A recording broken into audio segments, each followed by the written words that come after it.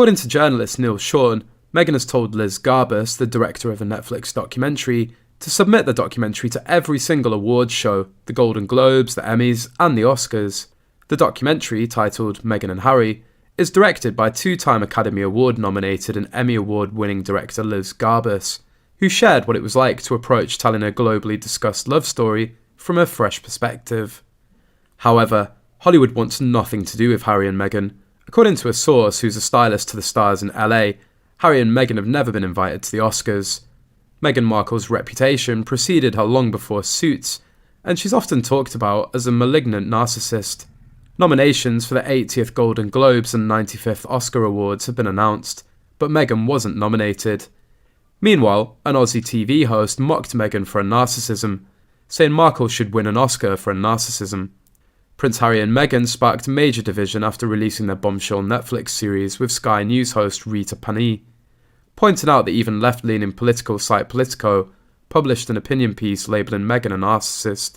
Panahi said she'd been living in a Harry and Meghan-free zone, but couldn't ignore how the left are abandoning Meghan. The Australian media writer Sophie Ellsworth joined in on the debate and said people were getting sick and tired of their sob story. She should win a female Oscar for her narcissism. She's a shocker, she said. That series she put out with Harry was shocking. It was a pile-on the royal family. This woman makes money out of trashing the royal family.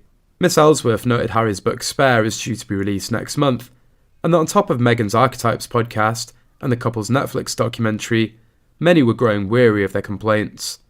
People are getting sick and tired of their sob story while they live in their plush mansion overseas, Miss Ellsworth said. They're playing victims and people are getting tired of it, and eventually this financial model they've got of making money will run out because I think people are getting bored. Panahi pointed out that their $100 million Netflix deal wouldn't go a very long way. In the series, the Sussexes claimed their trip to Australia in October 2018 was the turning point for their relationship with the royal family, as it showed how popular they were, a development that threatened other members of the family.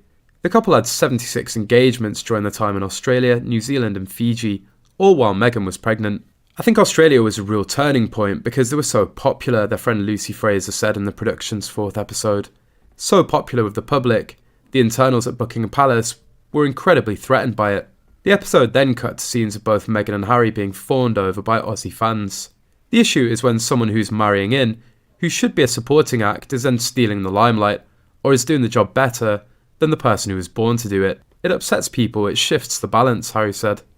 Unfortunately, the Sussexes' Netflix docuseries Harry and Meghan is no longer ranked on the streamer's top 5 shows list. In the days following its release, Prince Harry and Meghan's show managed to remain in Netflix's top 10 list. However, it struggled to maintain a top 5 ranking this week after other major releases over the holiday season.